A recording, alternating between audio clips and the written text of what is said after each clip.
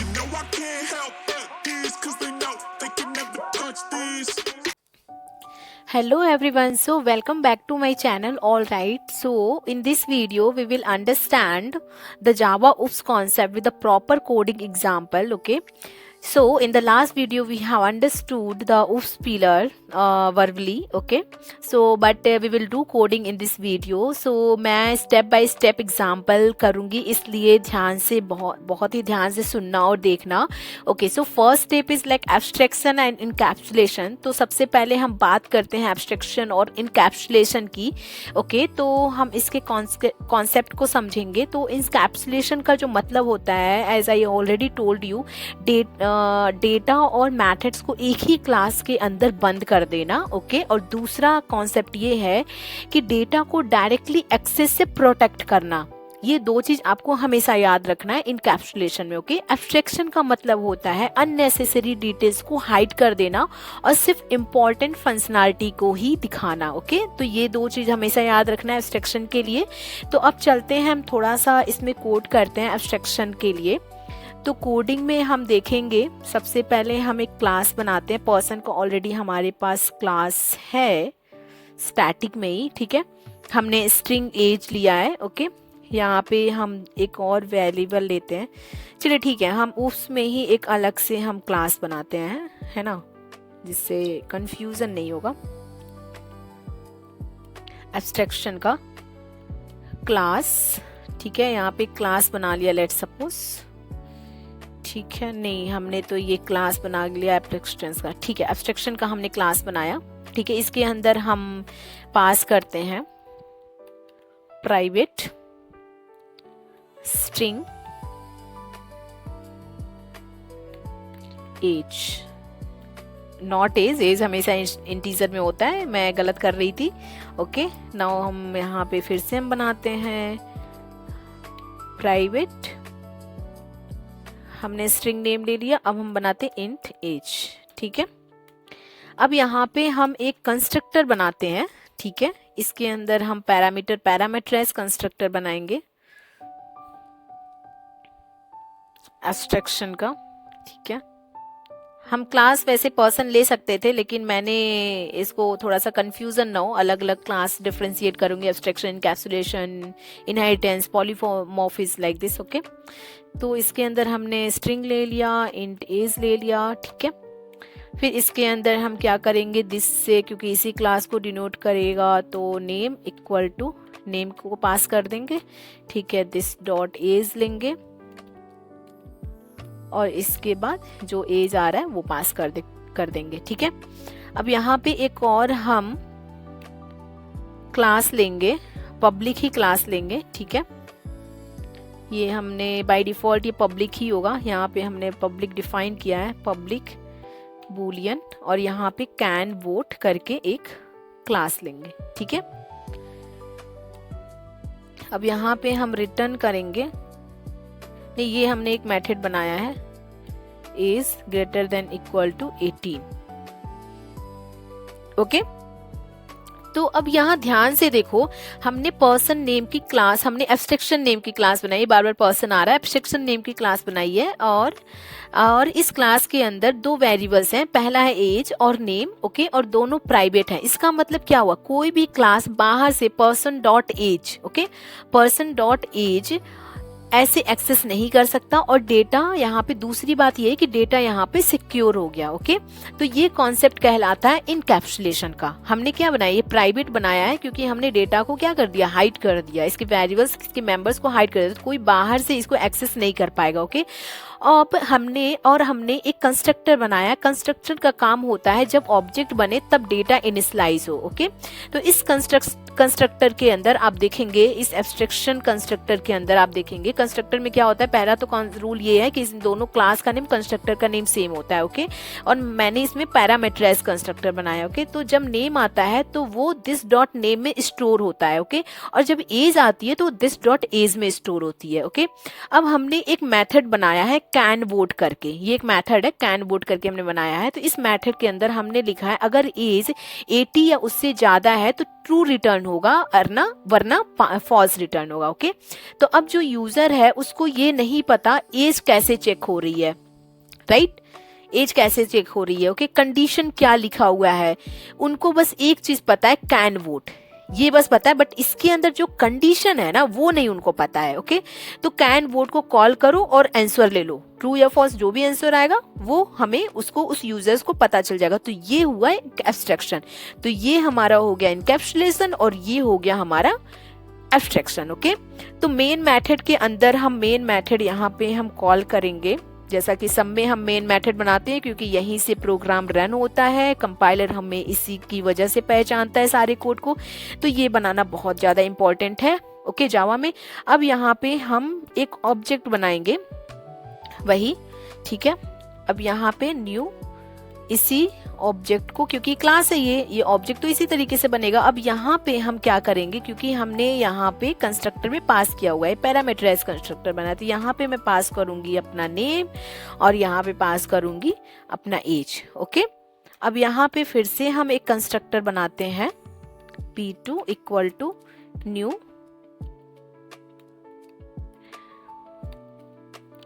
Abstraction, no, यहाँ पे हम पास करते हैं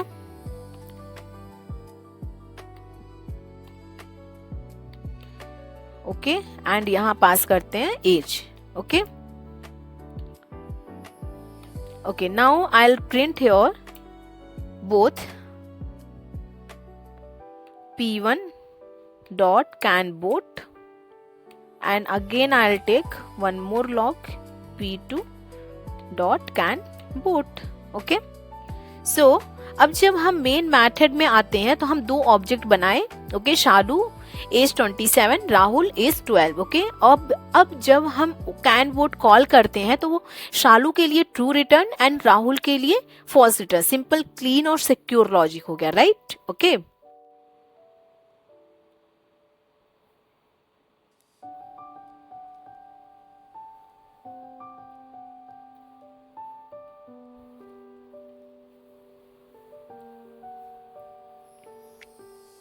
Okay, it was some naming convention issue, okay guys. So let's run this program and let's see what output will come from this code. So let me run this, then you can see here true and false is coming, okay.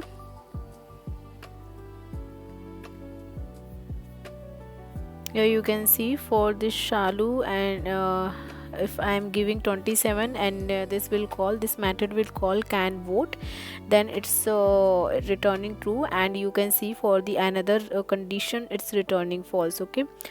So this code is working fine.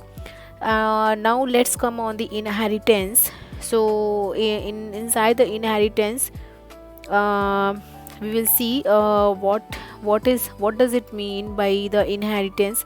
तो inheritance का मतलब ये होता है कि parent class के code को reuse करना और बिना दोबारा लिखे उसके क्लास को हम रीयूज़ कर सकते हैं, ओके। तो पेरेंट क्लास के जो भी प्रॉपर्टीज़ होंगी वो चाइल्ड क्लास यूज़ कर सकते हैं। तो let's see inheritance example. So I will create one class. Let's see inheritance code. I'll give this name inheritance code.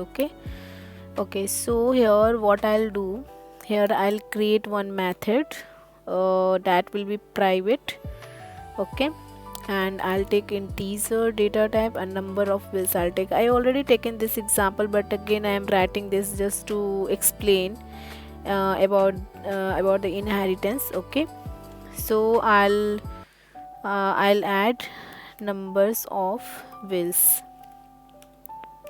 Okay, and here I'll create again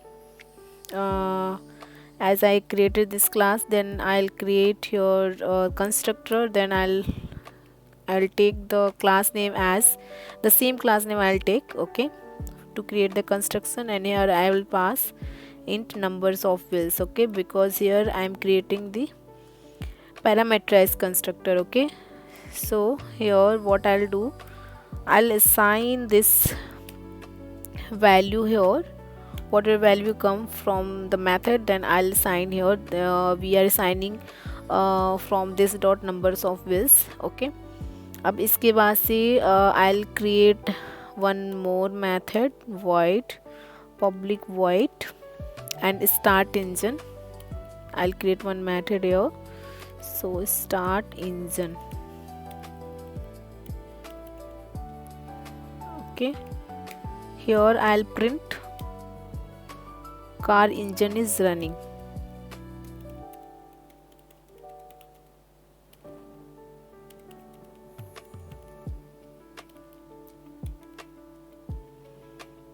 Okay, now I'll create one more method, that will be stop engine.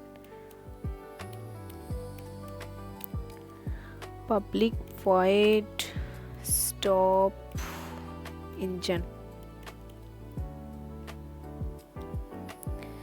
and here I'll print car engine is stopped.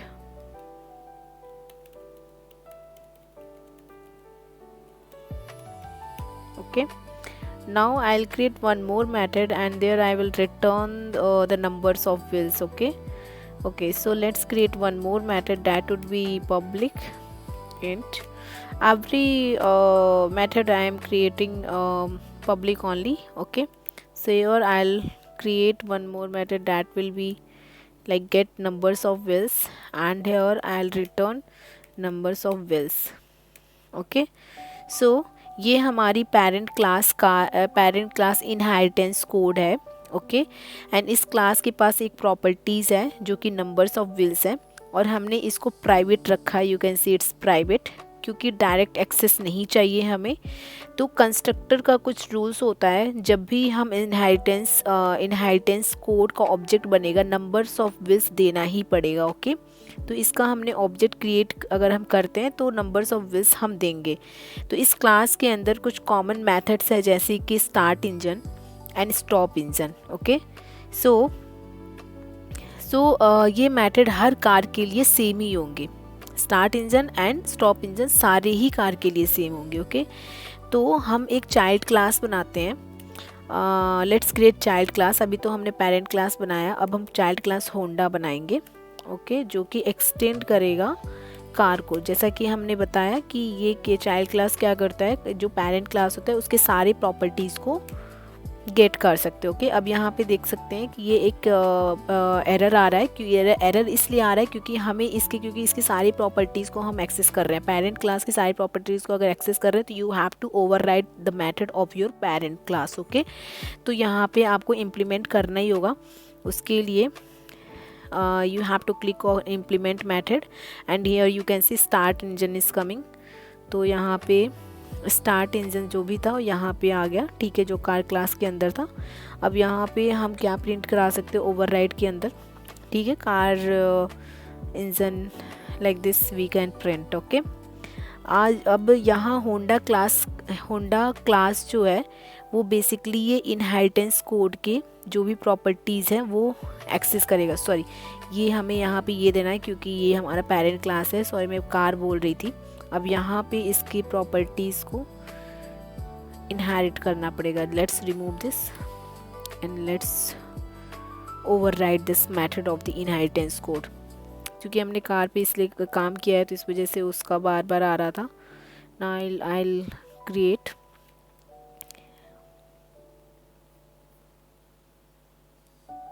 so you can see inheritance code we have this code numbers of this as well. So I'll overwrite this too. Okay, then you can see start engine and stop engine has been created. Okay,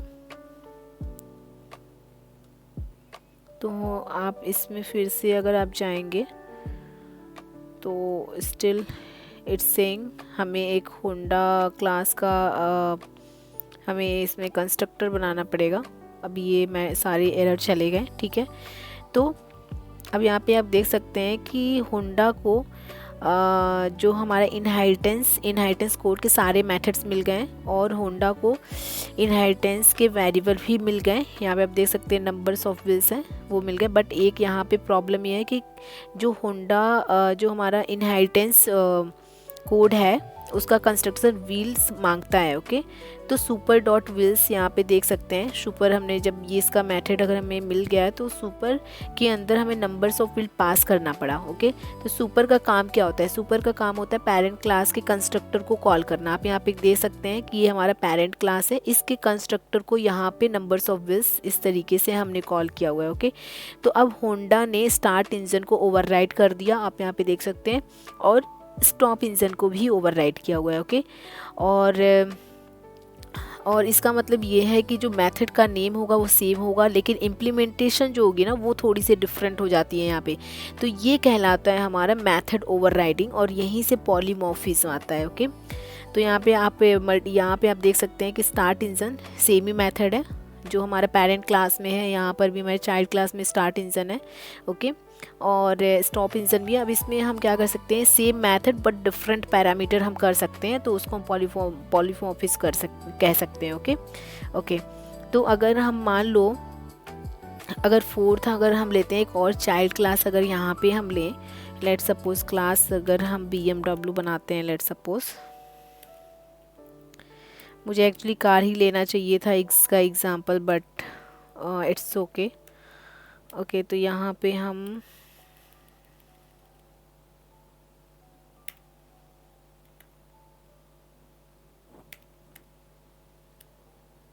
पहले तो ये देखते हैं कहाँ से जा रहा है ये। Okay, you have to make from outside of this child class, then let's create class BMW। अब यहाँ पे एक्सटेंड करते हैं, सेम ही इनहेरिटेंस कोड को एक्सटेंड करेंगे ऑब्वियसली। अब यहाँ पे आप क्या कर सकते हो, सिंपल अगर आप ये भी दे दोगे ना इसका कंस्ट्रक्टर के साथ सेम मेथड अगर कॉल कर दोगे तो ये एरर चला जाएगा। I hope so. So I have to give BMW here. Okay, see here. Okay, तो BMW जो हमारा ये चाइल्ड क्लास है वो हम पेरेंट क्लास को एक्सटेंड कर रहा है, तो BMW भी इनहेरिटेंस कोड को एक्सटेंड कर सकता है, और ये कर भी रहा है। ओके, तो BMW ने इनहेरिटेंस कोड के सारे फीचर इनहेरिट किए। ओके, अपना एक नया फीचर ऐड किया इलेक्ट्रॉनिक्स ब्रेक्स करके। ओके, यहाँ पे एक और फीचर अगर चाहें तो आप ऐड कर सकते हैं इनसाइड दिस। आप चाहो तो आप ले भी सकते हो इसके जो मेथड्स हैं, जो भी इसके प्रॉपर्टीज़ हैं, इनहेरिटेंस कोड के प्रॉपर्टीज़ अगर नहीं लेना चाहते हो तो आप अपना एक सेपरेट मेथड भी बना सकते हो। जैसे कि मैं अगर बनाना चाहूँ start electronic brakes. Okay, ELECTRONIC electronics break। okay, here I have created this method inside the child class, and here you can print electronics break। okay, now अब यहाँ पे देख सकते हैं इसका खुद का भी इसने एक मेथड ऐड किया हुआ है, ये चाइल्ड क्लास जो कि BMW है। ओके, तो होंडा के पास ये फीचर नहीं है, BMW के पास ये फीचर है। ओके, आप देख सकते हैं होंडा के पास हमने कोई ऐसा फीचर नहीं ऐड किया, बट BMW के पास हमने एक फ़ीचर ऐड कर दिया, और इसके जो भी प्रॉपर्टीज़ है इसको हम चाहें तो यूज़ भी कर सकते हैं, चाहे तो नहीं भी यूज कर सकते हैं। ओके ओके, तो अब हम मेन मेथड में क्या करेंगे, हम यहाँ पे एक मेन मेथड बनाते हैं क्योंकि हमारा प्रोग्राम तो वहीं से रन होगा। तो you have to make the main method. So to make this method you have to create public static void main। okay,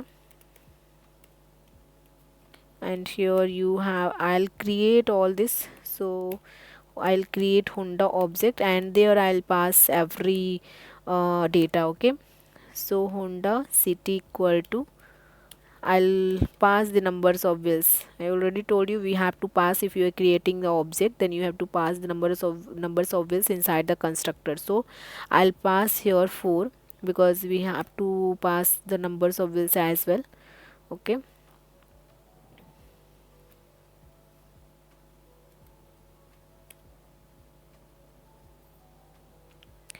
Honda city equal to new Honda I have created, and have to create this this I have to create this child class as static because this main method is static, so you have to make this static as well. Now I have BMW. I'll create one more object that would be BMW, and here also I'll pass the numbers of wheels would be maybe 6. Okay, and here also you need to make this static method because static child class, because this is we are passing from the static. Okay, so make it a static. Now this error has been gone.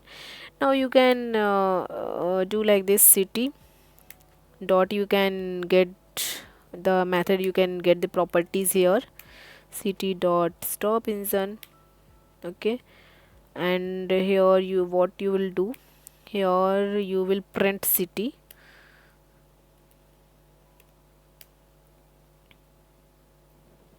city dot get numbers of wheels. If you will print city dot get numbers of wheels.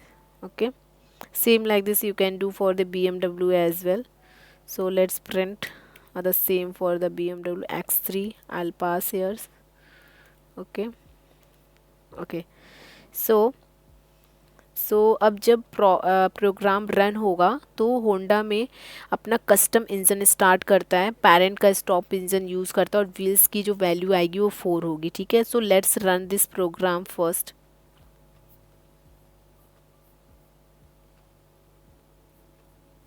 यहाँ पे आप देख सकते हैं Honda का जो यहाँ पे प्रिंट हुआ है, car engine is running. Okay, now the value is coming 4 because Honda में जो नंबर्स ऑफ व्हील्स हैं 4 है. और सेम ये BMW में प्रिंट हो रहा है. BMW का पेरेंट का स्टार्ट इंजन यूज़ करेगा और अपना इलेक्ट्रॉनिक्स ब्रेक फीचर यूज़ करेगा.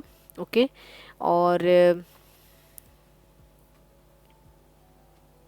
जो इसकी व्हील्स की वैल्यू आएगी वो 6 आएगी. ठीक है,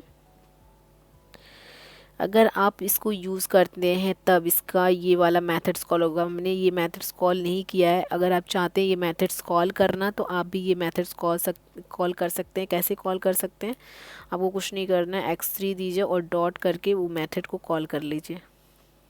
if you will write like this, then again you have to run, then you can see electronics is break.